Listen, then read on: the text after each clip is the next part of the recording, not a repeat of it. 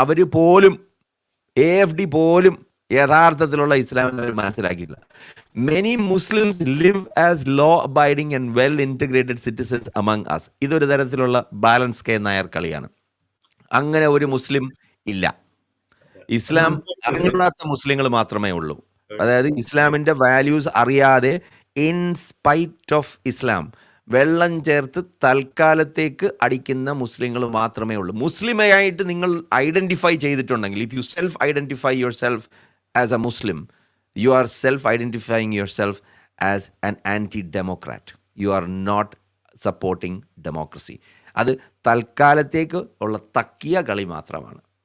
മുസ്ലിമായിട്ട് പേരുള്ളവനോ അറബി നാമമുള്ളവനോ ആണെന്നുണ്ടെങ്കിൽ അവന് 3 തവണയോ 4 തവണയോ വെറ്റ് ചെയ്യണം. അങ്ങനെ ഇത്തിരി ബുദ്ധിമുട്ടിയിട്ട് വേണം മുസ്ലിം നാമധാരിയോ അറബി നാമമുള്ളവനോ ഏതൊരു ജനാധിപത്യ രാജ്യത്തും ജീവിക്കാൻ.